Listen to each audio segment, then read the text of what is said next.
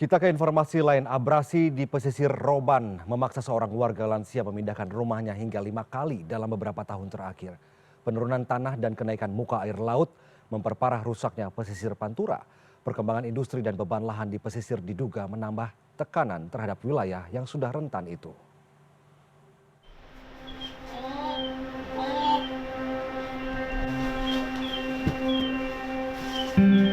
Wahyudi menjadi warga paling depan di pesisir pantai Roban. Sudah 5 kali rumahnya dipindah mundur. Seolah belum nyerah, Wahyudi bertahan menghadapi bertubi-tubi gelombang yang datang. Dulu namanya Wahyudi. Kemudian kalau petang duluan. Ini datang ke kalau 40 tahunan. Dengan Pak Soeharto, kulit dan mercimon. Ini yang kerosok. Tapi yang burung pacul. Nah, ini yang jaring nih, jaringnya nih. Kan kombakan. Nah, oparanya banjiran apa? Abrasi. Nah, abrasi. Lu wakem aku. Kesongo nih. Kombaknya sepenten. Gubuk yang sudah rusak dan setengah terendam pasir ini adalah rumah asli Wahyudi yang dibiarkannya sebagai penanda keteguhannya. 4 kali sudah rumah ini digeser mundur oleh Wahyudi untuk menghindari gelombang. Kini Wahyudi tinggal di rumah kayu yang baru dibangun atas bantuan para mahasiswa Universitas Diponegoro pertengahan 2025 lalu. Pindah, ombak pindah. Kini Wahyudi mempertahankan hidup dengan menanam singkong di samping rumahnya. Bahkan sesekali, Wahyudi tidak segan memberikan hasil panennya kepada tetangga secara cuma-cuma. Ikhlas katanya. Dan jika Wahyudi cukup segar di pagi hari, dia tidak ragu menggendong jaringnya. Wahyudi berjalan ke pesisir untuk menangkap apapun yang bisa tersangkut di jaringnya. Sebuah pernyataan tegas bahwa dia masih seorang nelayan.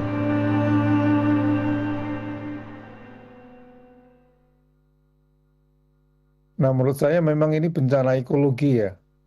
Jadi ada faktor alam. Meskipun kalau ditelisik begitu, kenaikan muka air laut itu kan dipicu oleh uh, dampak perubahan iklim. Dampak perubahan iklim kan antropogenik juga dari manusia begitu. Uh, yang kedua land subsidence itu juga manusia karena pengoboran sumur tanah dan beban bangunan yang berlebihan. Itu menyebabkan tanah turun. Saya menyebut sebagai ada ketidakadilan iklim, ada ketidakadilan lingkungan begitu. Ketika terjadi bencana ekologi, maka masyarakat miskin yang terdampak berat gitu. Memang ciri dari dampak lingkungan itu kan eksternalitas negatif. Maksudnya yang mendapatkan dampak buruk itu orang lain, bukan penyebabnya begitu. Dan ciri yang kedua itu Mas Yogi adalah apa ya? Beyond administrative boundary gitu, dampak lingkungan itu. Jadi banjirnya di hulu, yang kena adalah di hilir gitu. Dia tidak berhenti meskipun melewati batas administrasi gitu. Daratan di pesisir utara Jawa mengalami penurunan yang signifikan dari tahun ke tahun. Jenis tanah dan aktivitas pesisir dapat memperparah kondisinya.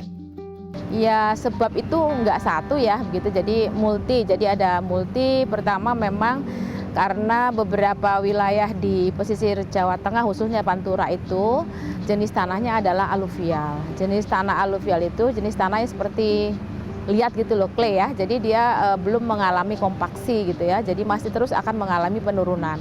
Nah, apabila diberikan beban statis di atasnya, maka akan terjadi penurunan.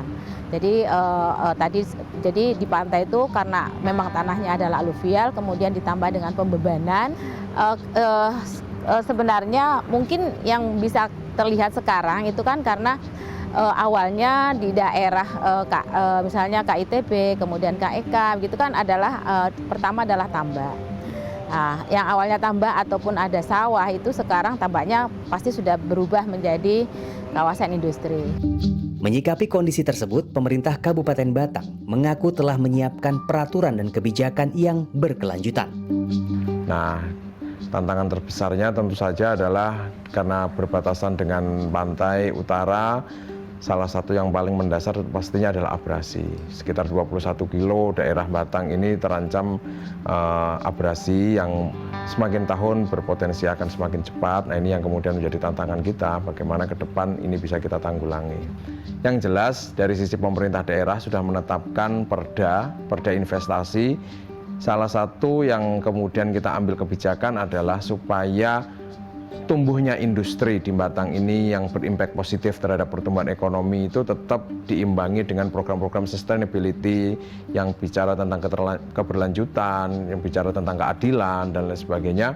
Pesatnya perkembangan industri dan penerapan energi fosil di pesisir Jawa Tengah seperti di Kabupaten Batang tentu menjadi tantangan yang membutuhkan solusi. Agar kelak Wahyudi tidak perlu memundurkan kembali rumahnya. Apalagi sudah tidak ada lagi ruang yang tersedia. Tim Liputan CNN Indonesia.